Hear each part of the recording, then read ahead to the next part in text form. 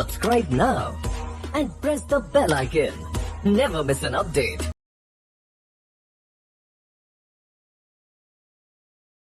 And the registration page, for the email and the password right over here for the links.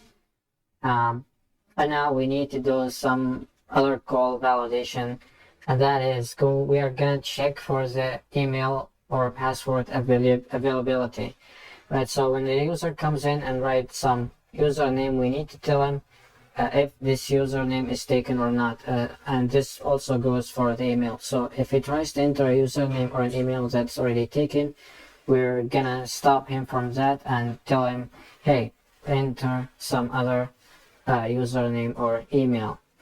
Alright, so we don't need like some usernames or emails that's duplicated inside our database, right? Because this will create a lot of conflicts and a lot of complications when we actually go ahead and continue building our own project. And you might see this this function in some other websites that you're actually using on a daily basis. So let's go ahead. This is pretty simple to make. If we go up over here, of course we're gonna do the implementation right over here, and as you're seeing, we're actually making things a bit more complicated. It's actually the fifth if that we are going to write just for the registration, and this is pure programming. Everything is basically validations. Alright, so if we go up over here, checking for user name or password availability.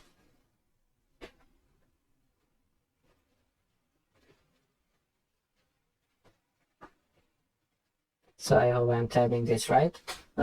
This doesn't matter, you already get the idea. So we're gonna go right over here. First of all, we are gonna make a query. Alright, and after that we are gonna process the query, and then we are gonna use the row count so we can see if this query is returning a value or not. So if this query is returning a value, that means that we already have this data, that we already have either the username or the password. And if we have any of them, we're gonna display an alert just like this, telling him that, hey, enter some other username or password. And if the row count is returning 0, we're basically gonna continue with our code, because now he has a unique username or email. Alright, so first of all, we have everything that we need from the user that the user is actually entering right over here. So we're gonna go right over here for the name, validate. Maybe this is a weird name for a query. Alright, so we're gonna go connection, query, and we're gonna go select all from users, where let's make it only for the email for now, and then we're going to change it later. So we're gonna go where email is equal to the email that the user is giving. Alright, and we're gonna close this. We're gonna go right over here, validate. We're gonna execute this as always, and after the execution we need to make the if statement right now for the row count. And the row count, we did it at the login right over here. If you remember, there is the row count, and the row count function, it's a PDO function that will basically return a number based on this query. If this query is processing some rows, and if it's returned, it will give us the number of affected rows for our query. So if there is an affected row in this query, that means that we have this email, and that means that we're gonna display the message. And if it's not returning number 1, we will go ahead and continue with our own code. So we're gonna go validate for now, and row count. We're gonna see if it's greater than 0, that means that we have this email. So we're gonna display this message right over here. So we're gonna say email is already taken, and else, that means that we don't have it. Let's go up over here and take this and put it inside this else statement, this else block. Alright, so I'm guessing that that's all good for now. Select all parameters where email equal to email, and if we go up over here, let's try now and insert a new user with this email that we already have in our site inside our database. Let's refresh this first, and let's do the username. Here is the email, and here is the user type worker, and here is the password, and here is the password. None of them matter, we're just checking for the email. And let's sign up. As you can see right over here, email or username is too big. Alright, so maybe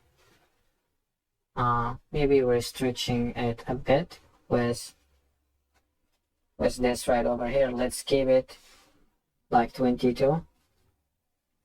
Alright, so and the username, and the username is also, let's keep it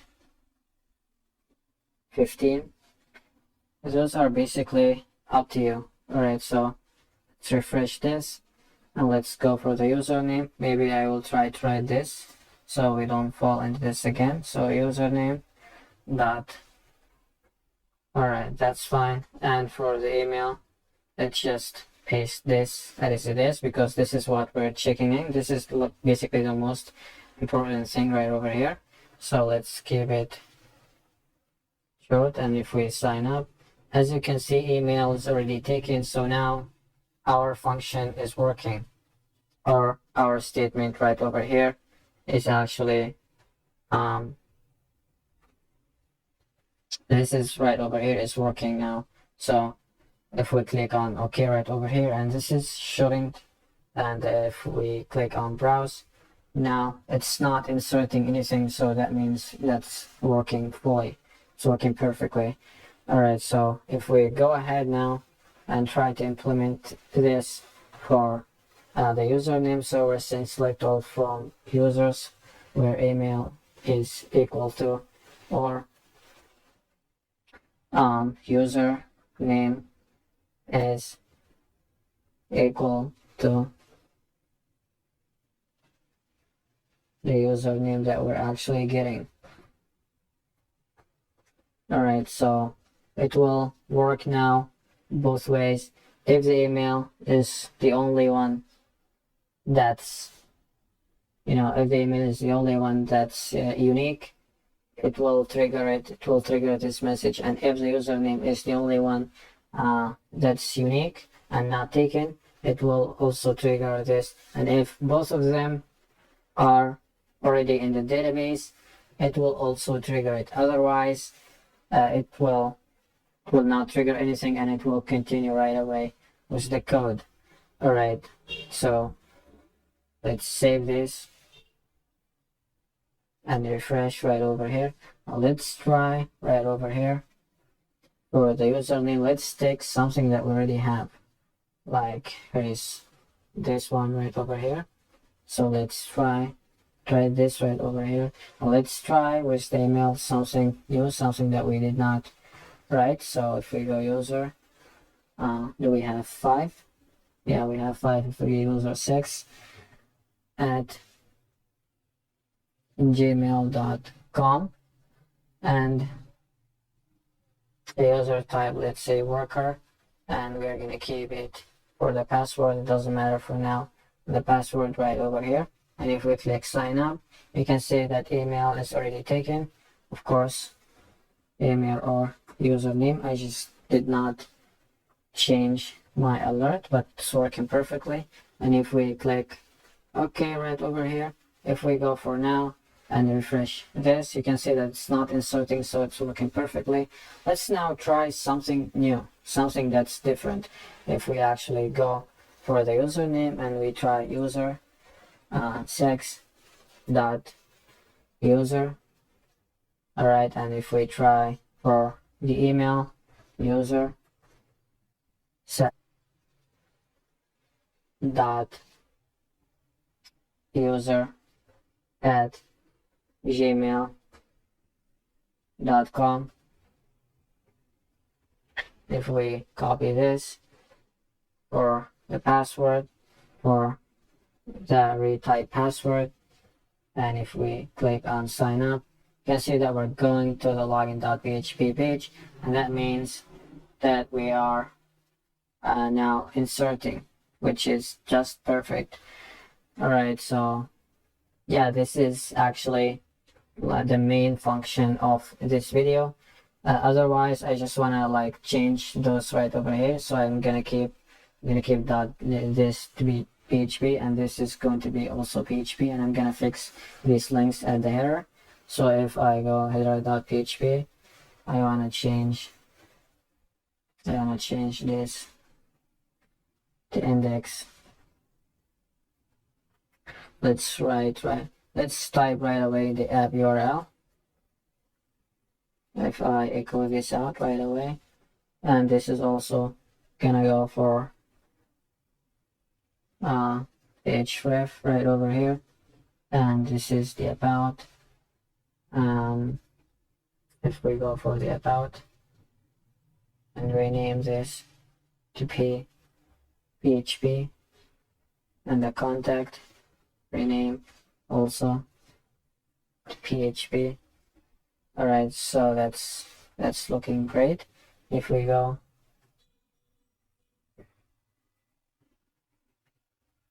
echo app URL, and we're gonna go to about.php, and right over here we're gonna go, so this is home, and this one right over here, it's contact.php. Alright, so it's looking good now. If we go ahead and refresh this, we can look up over here about .php, contact.php. Let's click on them just for change. You can see that right over here. Of course, those are not changing because there is no sessions right over here. Those, the about and the contact, they still have the old headers if you're looking up over here. So they still have the old headers. Alright, so basically we need to change. So they still have their old headers. We need to change those in the next couple of videos when we actually go ahead and work on them. But otherwise, everything is working perfectly. For more updates, subscribe to our channel, click the show links and enjoy watching the videos.